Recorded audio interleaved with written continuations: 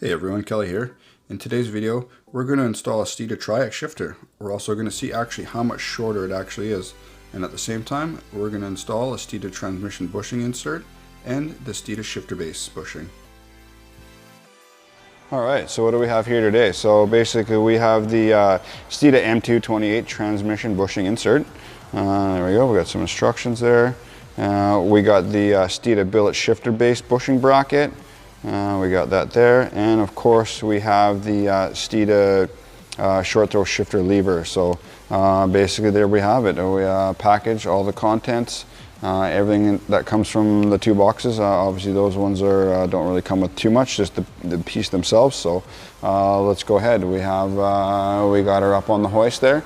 So let's go ahead and get going. All right, so we're inside the car here. Just before we get going on this install, what I wanted to see is if we could actually measure the distance of the throw, basically from first to second gear. Let's see if we can take an actual measurement. So I don't have any very precise way of doing this. I just grabbed a tape measure, tried this numerous times here off camera. So basically what I've come up with here is just kind of hold the tape measure fixed at one point here at the back and measure it from the direct center. And if I pull it straight back, I've been getting basically the same measurement every time. So I'll turn that over if you can see that there. Basically what I've been getting is 10 centimeters or 100 millimeters. Basically converts to 3 inches and 15/16. So I've tried it numerous times, different ways, and that's basically what I'm getting. So once we get that shifter installed, let's see what the measurement actually comes out to. All right, so basically here we go with this install. So first thing we're going to want to do is obviously we're going to want to remove the, well, I still have the factory shifter knob on there. You may not have one on there. So basically what we're going to do is we're going to turn this counterclockwise. Comes off pretty simply. Let's just quickly spin that off there. Then what we're going to want to do here is get this chrome bezel around here. So you definitely want to be careful with this thing. The chrome on it is quite weak, so we'll pull the little tray insert there with the tab, get rid of that guy. And if you kind of go to the front here, you can kind of grab it and firmly pull up. It's pretty scary doing this the first few times, but you can hear it snapping. You pretty much almost think that it's breaking every single time, but you just carefully work it around. I'll show you what the tabs look like. The rear one you want to be careful with, and there we go. So yeah, when you're removing the trim around here, basically you pull it up, and you're gonna have these tabs basically all around here. What you want to worry about is it cracking, like mine basically did. See, you can see it cracked right there. These tabs are quite tight. In the instructions, they do want you to remove the whole center console. I guess that's to not worry about removing this thing and breaking it. But I've done a few of these now, and actually this is the first one I've seen that is cracked. But they're definitely brittle. It's just small plastic here. What I'll do here when I go to put mine back together, I'll just put a little bit of adhesive in there and glue that back down. All right, so next basically we're going to just pull the bezel up here, and what we're going to see is we got these little clips holding it around. We got 3 basically around here. So what you're going to need is some sort of little screwdriver here. What I do is pull up on this, and you got to be very careful with these. You also don't want to pry these out too far and break them off. So we'll basically just put the little clip on here and give it a little bit of a pull up at the same time, and go around and try and get all 3 of these. A little bit of a fight sometimes to get this off, but let's see here. We'll shift it back here and go through here and pull these up and clip here. All right, so what I've done there, it took me a second there just to get these all at the same time. Basically just pop them all up and pull this basically straight up and off. You can sort of see here where they line back up when you go to install it, but this would basically line it up in the right direction anyways when you go to put it back on. So let's move on to the next step here. All right, so next we're going to want to get the reverse lockout collar off here. So if you don't notice there's a little bit of an O-ring on here, so let's just go ahead and slip that off at the same time. So we'll get rid of that real quick. And then what we're going to want to do is we're going to want to get this this spring down. So we'll take a little pair of vice grips, we'll just lower it down there and just lock that out. There's a roll pin here that we need to remove. You'll notice a little bit fatter on the front than the rear, so we're going to want to push that forward. So how we're going to do that here is we're going to grab, I'm just going to put a little socket back here, and basically we're going to force this forward. So you could use a little C-clamp there. I don't have a small enough one. I actually have only big ones, so let's just go ahead and grab that and we'll give it a good push, and there it went right in, and that thing's out.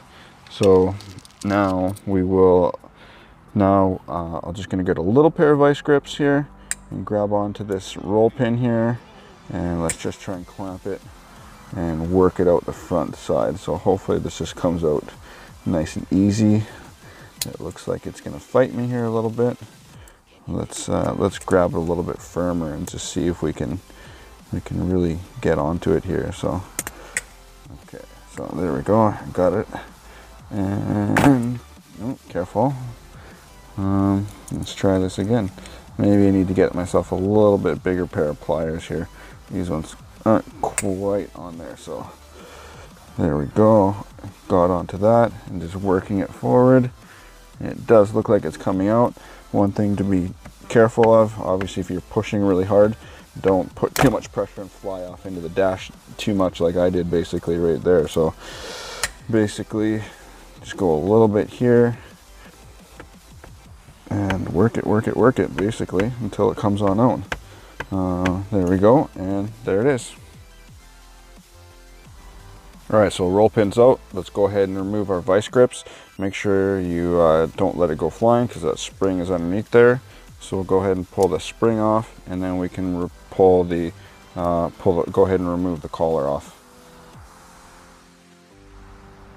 Alright, so with that, with the reverse lockout collar spring released, we can go ahead and pull this rubber down here, and then what we're going to see is down, sorry, just move my fingers here, right in there, there's that Torx, that is a T20. So the one thing that you do got to note is without the console out, you have a very short distance here. So you need to have a little special tool or something to get in there. I got this little guy, so it takes all different kinds of bits, so I can get in there with the Torx. So without the console in, that's definitely a consideration. Or without the console removed, that's definitely a consideration. If you don't have a tool there, you're definitely going to need to get something there for that. So basically what I've done is I shifted the shifter over here into, I guess 6th it would be, and kind of pushed that rubber down. I got that little ratchet onto that T20 there, and just go ahead and back this bolt out to release the collar. So let's just try and quickly get this undone here. Alright, so it looks like that's coming out, and let's see here. Basically that's exactly what it looks like there. And then we'll just slip the collar off. So now we need to gain access underneath the vehicle. So that being said, this can be done with the exhaust and the drive shaft in. I was already underneath my vehicle. I had my exhaust already out from filming my header video. So I thought, well, at that point I may as well just remove the drive shaft for you guys. Just, you know, it'll show so much more and just make it easier, and really it's not hard for me to do in the shop. It only takes a few minutes. We pre-marked the drive shaft obviously on both ends, so we know the alignment location.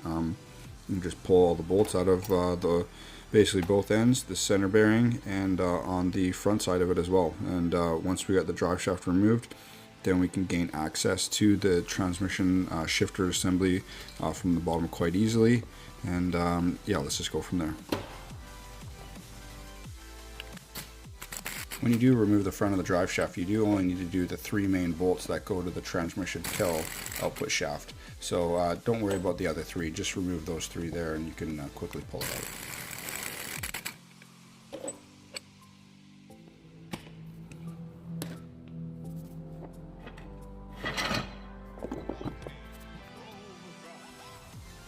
So as you can see with the drive shaft out of the way, we have a ton of room. So first we're going to start by removing the 10mm nuts on the back of the shifter base. What you will notice there on the right side there's a little, on the factory one, there's a little bit of a clip. I'll just point an arrow to it. So you just need to sort of bend it, or you can pull it right off and get it out of the way. So once we have it loosened there, we can just slide the shifter base off. You can see the factory one, how like soft and wobbly it is. So then right after that, next what we'll do is we'll remove the bolts there on the shifter base. Once the bolts are removed there, just very gently there, open the cover there, and be careful with the gasket there, and make sure none of the components there are falling out at the same time. You can follow the pictures next.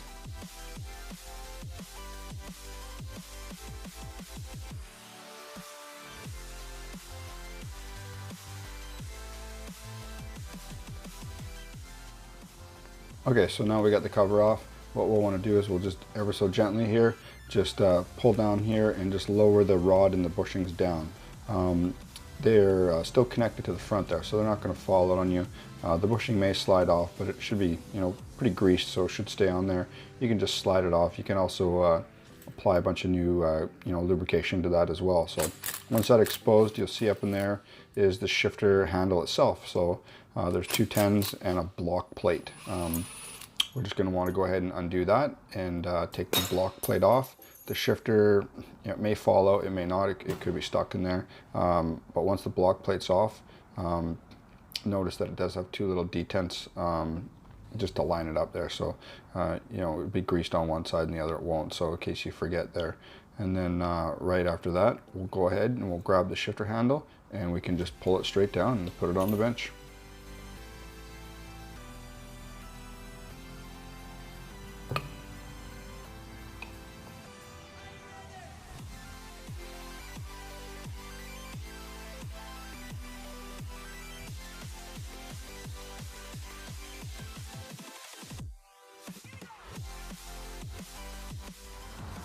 Alright, so there we got the shifters out.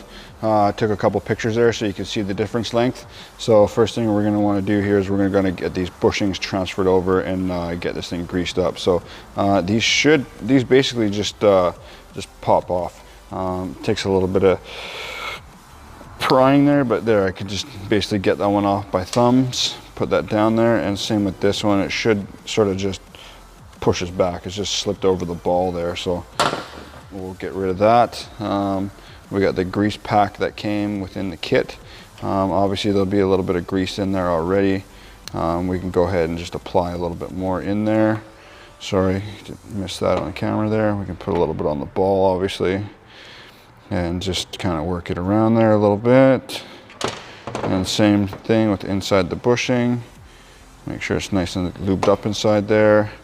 And then just pop that guy on and work it around and make sure it feels nice and greased. And same thing with the ball. We can just put a little bit in there and a little bit on there and sort of work that around.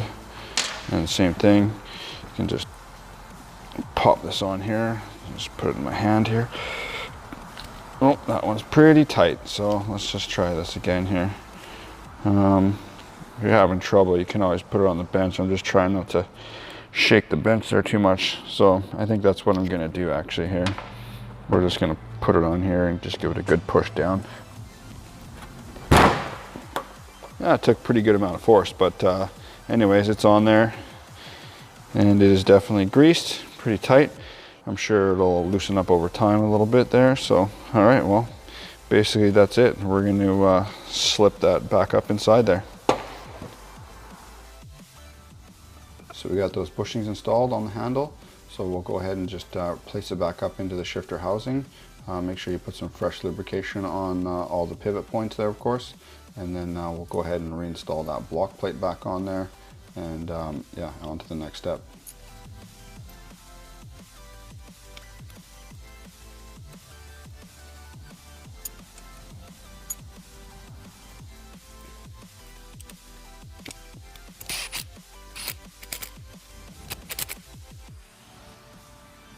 Got that handle and block plate installed.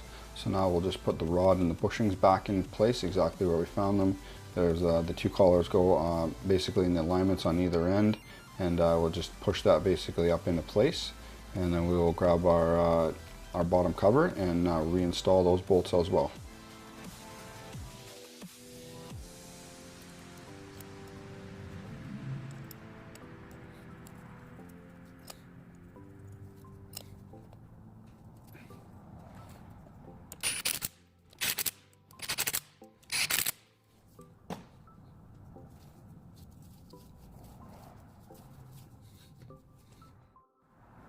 So now we'll install that new Steeda shifter base. So it is pretty tight to get on there. You know, it's not too hard, but you're definitely going to want to spray some good amount of you know, silicone spray or something to make it slip on there. Definitely makes it a lot easier. So we'll just sort of force that on there and then go ahead and reinstall the nuts there that came off.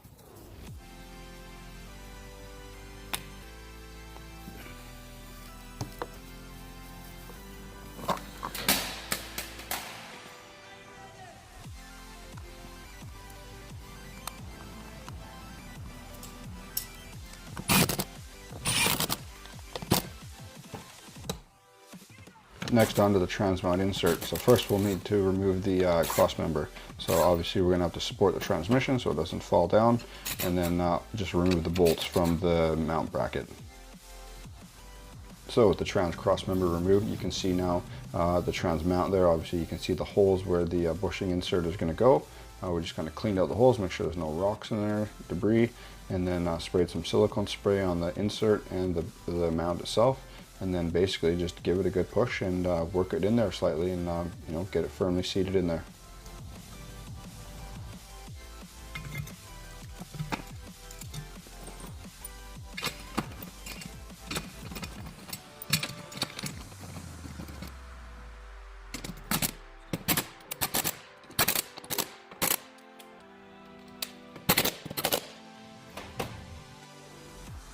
Alright, so we're back up inside the car here.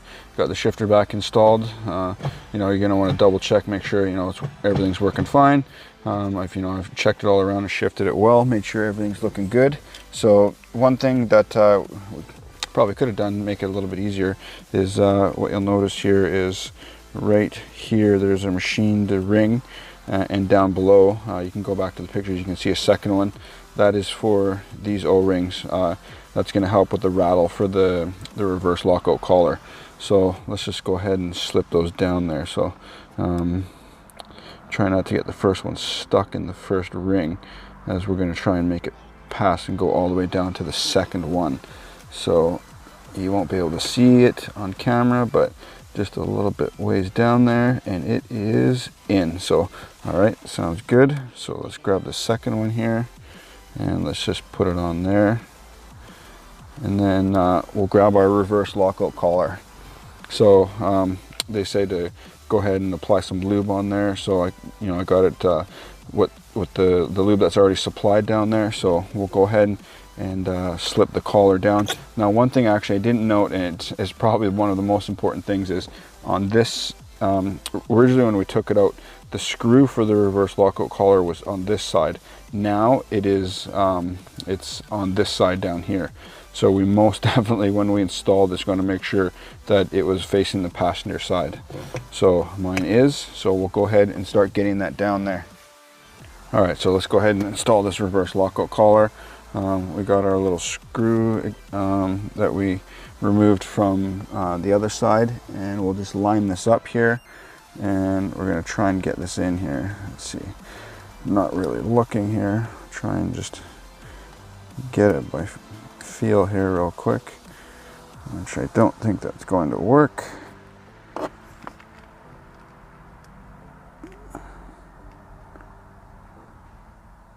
And you're definitely going to want to take the time here to make sure you get this right, and not try to cross thread this little screw. It's the last thing that you want to do here. So after a moment there of messing around, I got my little screw in there. So we're just going to go ahead and tighten that one down. You're going to obviously be very gentle with this one. It's a pretty small little screw. We definitely don't want to over tighten it. My big ratchet here, this has got a lot of torque because of how long it is. So we're just going to give this just a light little snug down. and that should be good. Now next we're going to want to work this boot up around. So basically I've just kind of gotten a long pick here, and I'm just going to sort of go around a bunch of times here and slowly try to work it all the way up here. Takes a little bit of messing around here, but just slowly work it. Well, obviously we'll make sure we're not poking any holes here either, but yeah, you can kind of just work it slowly and it should come on up here. So fight me a little bit here, of course, but there we go. Just before we get it all the way up, you can see that there's a little bit of a lip here, and inside there's also a little bit of a rubber lip, so you can kind of get it right up into there, and you can kind of feel when it's all kind of retained into each other there. So yeah, that's definitely it there. So all right, so let's go ahead and get our spring on next. All right, so we got that collar installed, and we'll slip our spring back on, and we'll grab our vice grips and we'll just push this down again and lock it in. Actually, that's not quite firm enough. Let's just tighten that down just a little bit more so it doesn't slip off. So now we got to install the 2 set screws. That comes with another little bit of a special tool that we might need. So we got this little Allen key here. These are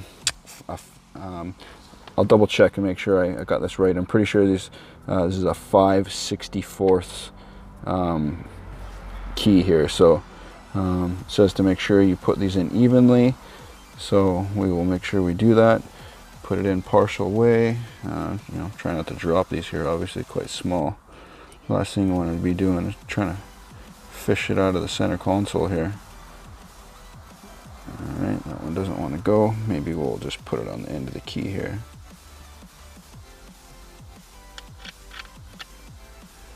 Okay, there we go. That one's going in. I think these, I'm not sure if they're tightened down against each other. I don't really feel anything here, so, oh, there we go. Okay, so kind of can feel the bottom there. And same thing there, can feel the bottom. And these are very small, so we don't want to apply very much load to these as well. We definitely wouldn't want to put any Loctite or anything on these ones. They're just too small. Probably never get it back out again. There we go. So got that, and we'll just slowly release that spring,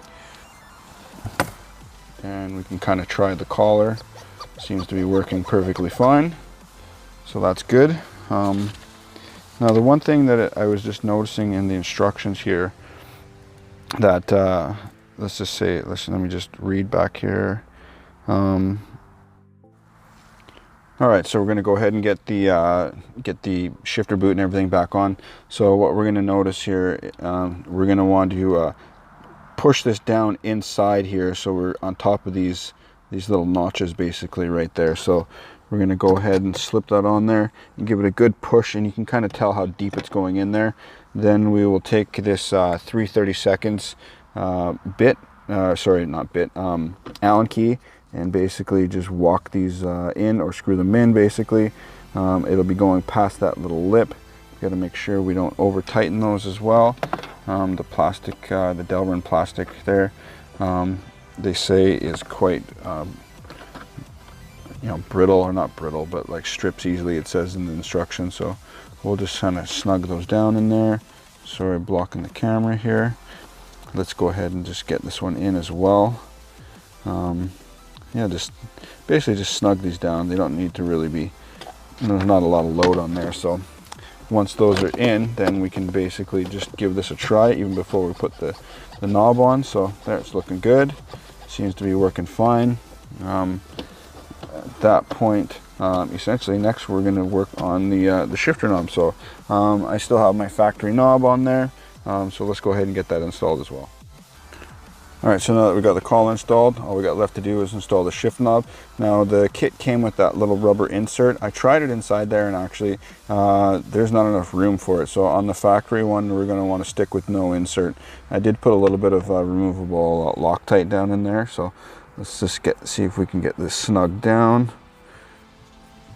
It looks pretty good, lined up. The collar still works pretty good, and we'll shift it through the gears, make sure everything's looking good. I've already done this, made sure it felt good. So last but not least, we'll go ahead and push this down. Now, one thing I would mention, sorry, I'm just going to adjust the camera down here just a little bit. I know before I've seen a couple friends, when pushing this down, the chrome is literally just glued on here, or whatever, sprayed or whatever it is. So as it pushes down, it caught here and folded over the chrome. So I don't know, just kind of maybe keep it forward or slowly go down, just so that doesn't happen there. So there we go, clicked back into place.